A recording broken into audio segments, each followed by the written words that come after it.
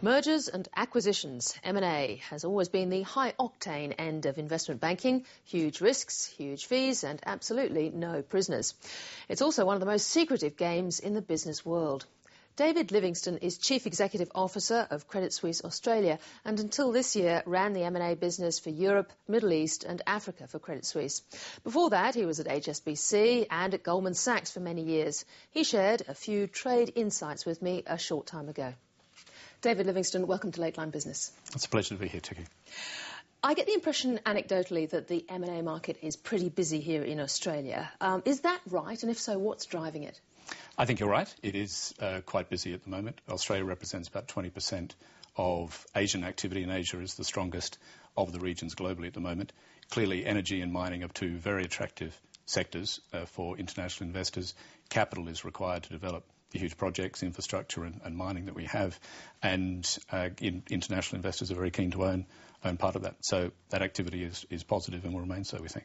Floats, on the other hand, I'm thinking in particular of Volimus, which seemed to send a very disappointing signal out on the IPO side, not back until next year. Is that a reflection of the IPO market at the moment?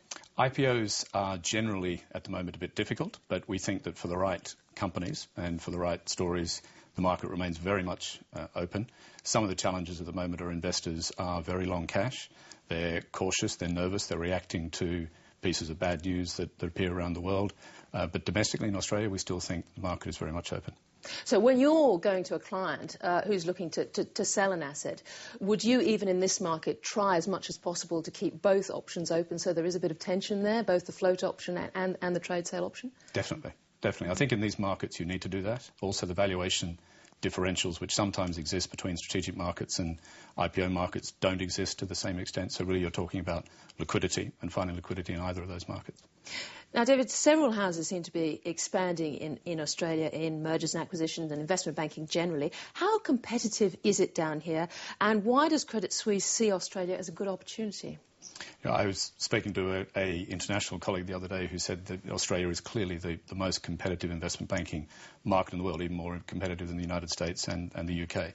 And that's a fact of life. That will remain the case.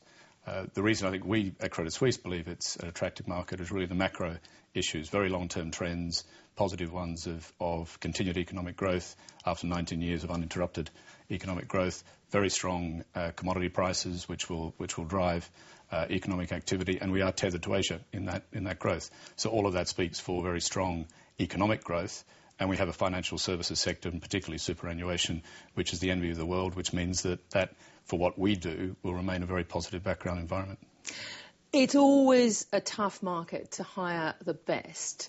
What, in your view, makes a top-draw mergers and acquisition banker? Is it deal generation? Is new business at the heart? New business is very important, but ultimately what clients want in an M&A banker is experience. They want very, very good judgment, consistent advice, and a strange thing to say from a banker, but they do want very high integrity. And it is a very important component of M&A advice that you can say what to do and what not to do. The generation, the ability to win transactions and advise clients is important, but ultimately it's the quality of advice and consistent that advice that clients will come back to. OK, so how important is it to have one really big gun in your M&A team that you can wheel out? Or is that a mixed blessing?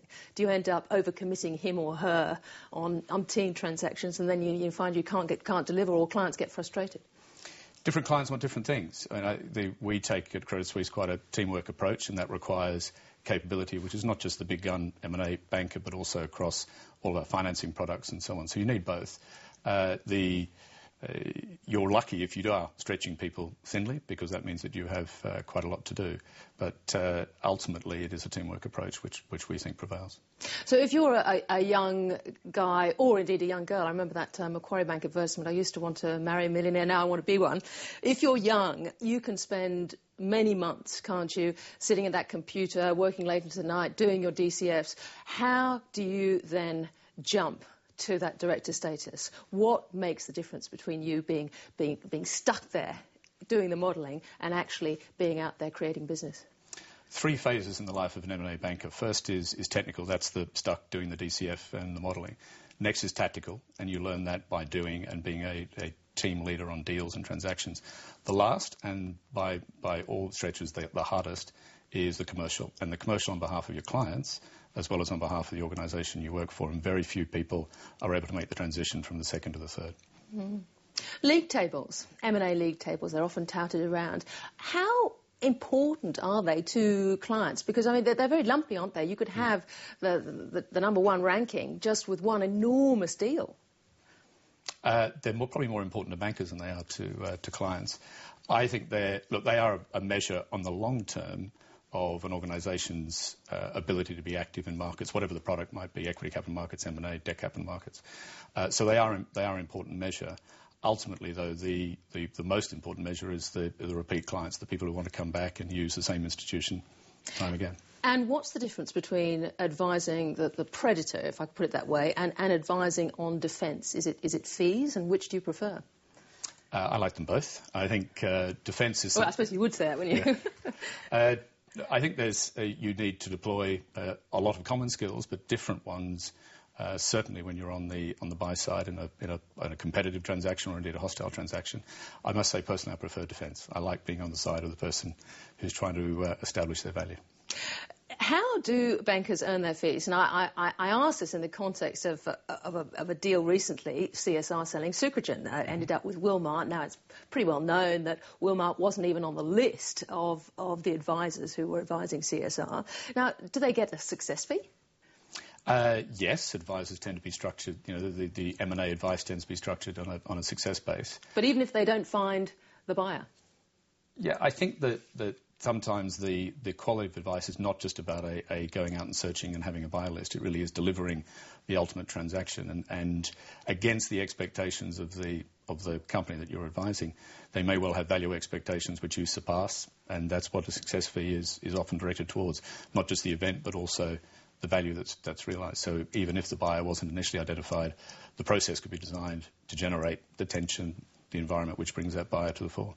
And I know you don't want to talk about specific deals, so if I talk about BP, you and Goldman's have been rumoured to be potentially on the defence side in any defence action that BP might be involved in. But on the other side, if you are looking at a really, really big target, presumably it's the really big global financial advisory firms that are involved in the other side. How do you then approach a major potential company, acquirer? Is it through relationships, or do you cold call? What do you do?